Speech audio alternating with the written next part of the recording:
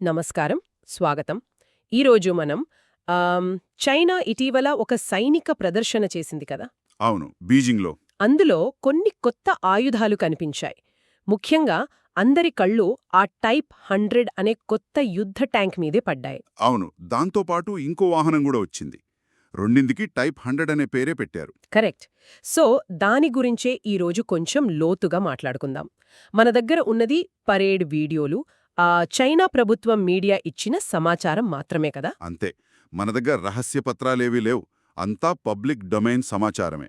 కాబట్టి మనం చూసింది, వాళ్ళు చెప్పింది, వాటి ఆధారంగానే విశ్లేషణ చేద్దాం. ఈ కొత్త ఆర్మోర్డ్ ఫ్యామిలీ లక్షణాలు, దాని వెనుక ఆలోచన ఏమై ఉంటుందో చూద్దాం. సరే, మొదలు పెడదామా. చైనా ఊరికే ఒక కొత్త ట్యాంక్ తేలేదు, ఏకంగా ఒక ఆర్మర్డ్ ఫ్యామిలీ అంటోంది. వినడానికి ఇంట్రెస్టింగ్గా ఉంది. అంటే 2 వాహనాలు, ఒకే పేరు, మామూలు అప్గ్రేడ్లా లేదుది.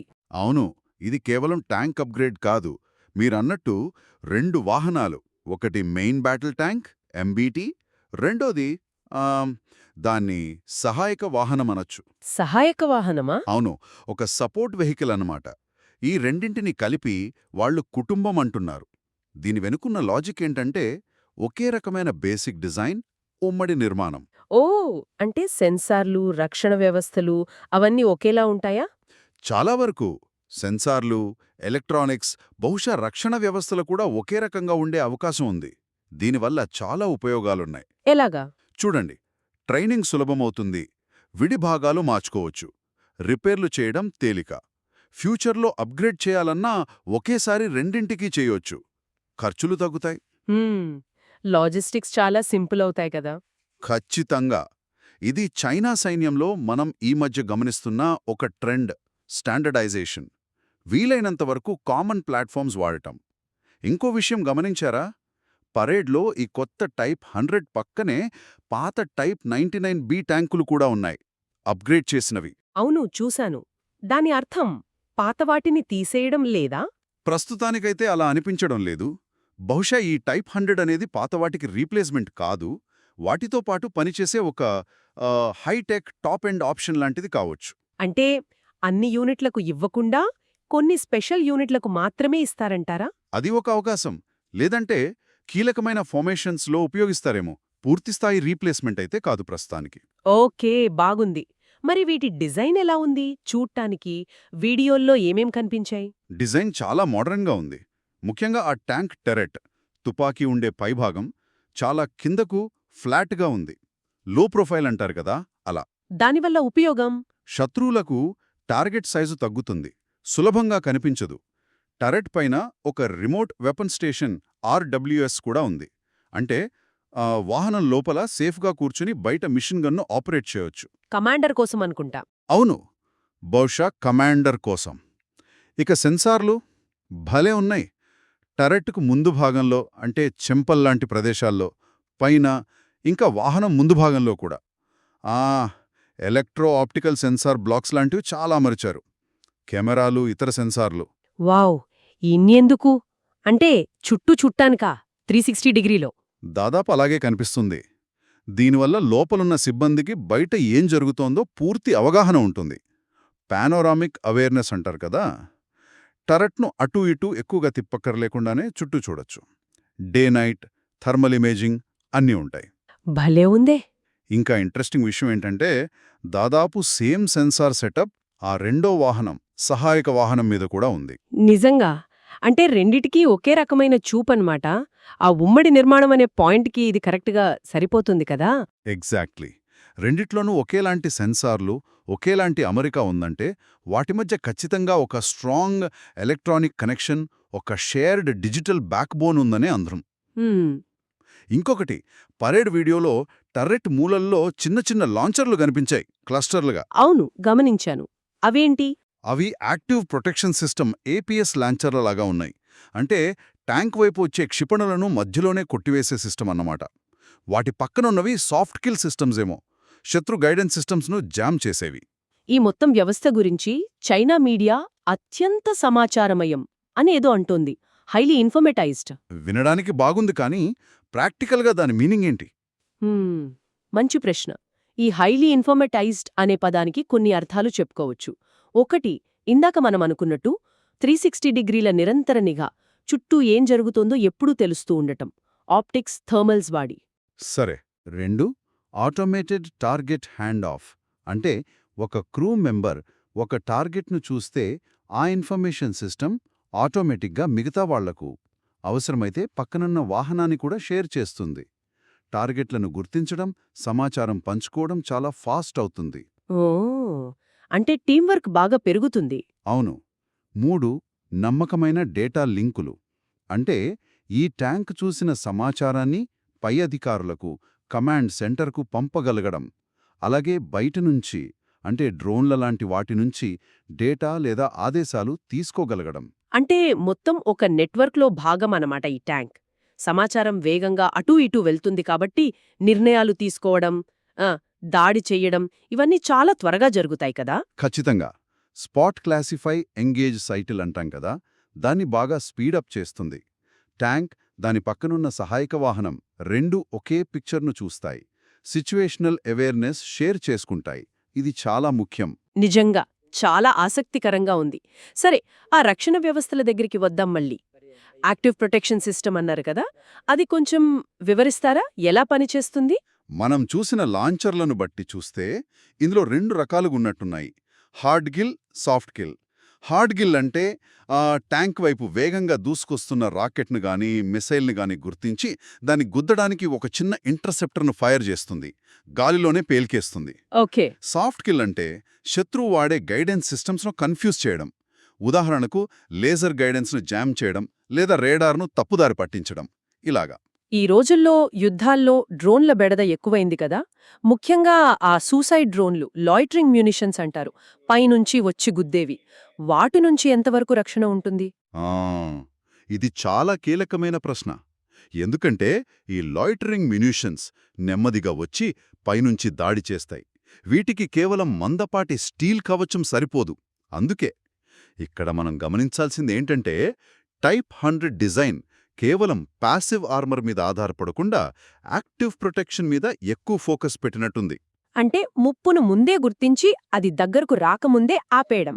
కరెక్ట్. దాడులను తట్టుకోవడం కంటే వాటిని రాకుండా ఆపడానికే ఎక్కువ ప్రాధాన్యత ఇస్తున్నట్టు కనిపిస్తోంది. ఇది ఆధునిక యుద్ధాలకు చాలా అవసరం. అర్థమైంది. చాలా స్మార్ట్ అప్రోచ్లా ఉంది. సరే, మరి ఆ రెండో వాహన సంగతేంటి? సహాయక వాహనం. దాని స్పెషాలిటీ ఏంటి? అది కూడా ట్యాంక్లా ఫైట్ చేస్తుందా? పూర్తిగా ట్యాంకులా కాదు. దాని అసలు బలం దాని ఫ్లెక్సిబిలిటీలో ఉంది.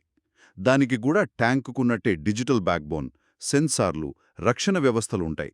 కాబట్టి సిచ్యువేషనల్ అవేర్నెస్, ప్రొటెక్షన్ దాదాపు సమానంగా ఉంటాయి. కానీ దాని మెయిన్ జాబ్ వేరే. పేలోడ్స్ మోసుకెళ్లడం. పేలోడ్స్ అంటే? ఎలాంటివి? అదే దాని స్పెషాలిటీ. రకరకాల మిషన్లకు తగ్గట్టు పేలోడ్ మార్చుకోవచ్చు. ఉదాహరణకు ఇంకా శక్తివంతమైన నిఘా సెన్సార్లు పెట్టొచ్చు, శత్రువులను దూరం నుంచి చూడ్టానికి. లేదా చిన్నపాటి యాంటీ ఎయిర్క్రాఫ్ట్ మిసైల్స్ పెట్టొచ్చు, డ్రోన్లను, హెలికాప్టర్లను కొట్టటానికి. ఓ. లేదంటే మన సూసైడ్ డ్రోన్లను, లాయిటరింగ్ మ్యూనిషన్స్ లాంచ్ చేయడానికి లాంచర్లు అమర్చవచ్చు. లేదా శత్రువుల బంకర్లు, బిల్డింగులను పడగొట్టడానికి యాంటీ స్ట్రక్చర్ వెపన్స్ కూడా పెట్టొచ్చు. ఇవన్నీ కూడా మెయిన్ ట్యాంక్తో నెట్వర్క్లో ఉండి పనిచేస్తాయి. అబ్బా, అంటే ఒకే బేస్ వెహికల్ మీద రకరకాల టూల్స్ పెట్టుకోవచ్చనమాట. భలే ఉంది. మిషన్ను బట్టి పేలోడ్ మార్చుకోవచ్చు. అప్గ్రేడ్స్ కూడా ఈజీనే కదా అప్పుడు. రెండిటికి ఒకేసారి చేయొచ్చు. అవును, అది పెద్ద అడ్వాంటేజ్. సాఫ్ట్వేర్ అప్డేట్ అయినా, కొత్త హార్డ్వేర్ అయినా రెండిటికి ఒకేసారి ఇంటిగ్రేట్ చేయడం సులభం. లాజిస్టిక్స్కు చాలా మంచిది. ఇప్పుడు అసలు పాయింట్కి వద్దాం. ఈ డిజైన్, ఈ ఫ్యామిలీ కాన్సెప్ట్, ఇదంతా ఇప్పుడెందుకు? ఆధునిక యుద్ధాల్లో ఏం మారుతోంది? వాటికిది ఎలా ఉపయోగపడుతోంది? మంచి ప్రశ్న అడిగారు. ఇప్పుడు యుద్ధరంగంలో కొన్ని పెద్ద మార్పులు వస్తున్నాయి. ఒకటి, నిరంతర నిఘా, ఐఎస్ఆర్ అంటాం కదా. శాటిలైట్లు, డ్రోన్లతో 24/7 నిఘా. ఎక్కడ ఎవరున్నారో తెలిసిపోతుంది. అవును. 2, డ్రోన్ల ముప్పు. ముఖ్యంగా ఆ టాప్ అటాక్ చేసే లాయిటరింగ్ మ్యూనిషన్స్. ఇది పెద్ద తలనొప్పి. 3, నిర్ణయాలు తీసుకోవడానికి టైం చాలా తగ్గిపోవడం. అంతా ఫాస్ట్గా జరిగిపోతోంది. మరి ఛాలెంజెస్కు టీప్ 100 ఎలా సమాధానమిస్తోంది? దీని డిజైన్ చూస్తే ఈ ఛాలెంజెస్ను మైండ్లో పెట్టుకునే చేసినట్టుంది. ఆ 360 సెన్సార్లు, నెట్వర్కింగ్ నిరంతరం అప్రమత్తంగా ఉండటానికి. వేగంగా డేటా షేర్ చేసుకోవడం వల్ల నిర్ణయాలు త్వరగా తీసుకోవచ్చు. డ్రోన్లతో కలిసి పనిచేసేలా ఏమైనా ఉందా? ఖచ్చితంగా ఆ సామర్థ్యం ఉంటుంది. తాము సేకరించిన డేటాను షేర్ చేయడమే కాదు, బహుశా డ్రోన్ల నుంచి నేరుగా డేటా తీసుకోవడం లేదా ఈ వాహనాల నుంచే డ్రోన్లను కంట్రోల్ చేయడం కూడా సాధ్యం కావచ్చు. ఇక యాక్టివ్ ప్రొటెక్షన్ సిస్టమ్ ఏపీఎస్, అది డ్రోన్ల ముప్పునెదుర్కోవడానికి చాలా కీలకం. అంటే కేవలం మందపాటి కవచం, పెద్ద తుపాకీ అనే పాత పద్ధతి నుంచి నెట్వర్కింగ్, సెన్సార్లు, యాక్టివ్ డిఫెన్స్కు ప్రాధాన్యత పెరుగుతోందన్నమాట చైనాలో కూడా. అవును, ఇదొక షిఫ్ట్ ఇన్ ఫిలాసఫీ లాంటిది. నెట్వర్క్డ్ అప్రోచ్, యాక్టివ్ ప్రొటెక్షన్కు ఎక్కువ విలువ ఇస్తున్నారు. నిజానికి మంచి ఏపీఎస్, ఫాస్ట్ టార్గెట్ షేరింగ్ కలిస్తే గన్ పవర్ కొంచెం పెంచడం కంటే ఎక్కువ ప్రభావం చూపించొచ్చు కొన్ని సందర్భాల్లో. అయితే ఇదంతా మనం బయట కనిపించే దాన్ని బట్టి, వాళ్ళు చెప్పిన దాన్ని బట్టి అనుకుంటున్నాం. కానీ అసలు వివరాలు చాలా తెలియవు కదా ఇంకా? ఏమేం తెలీదు మనకి? ఆ, చాలా విషయాలు తెలియవు. కీలకమైన టెక్నికల్ స్పెసిఫికేషన్స్ ఏవి అధికారికంగా చెప్పలేదు. ఉదాహరణకు గన్ సైజ్. అవును, మెయిన్ గన్ క్యాలిబర్ ఎంత, ఎలాంటి మందుగుండు వాడుతున్నారు, ఆటోలోడర్ ఉందా, ఉంటే దాని డిజైన్ ఏంటి, ఇంజిన్ పవర్ ఎంత, అసలు వాహనం బరువెంత, పవర్ టు వెయిట్ రేషియో, ఇవేవి తెలీదు.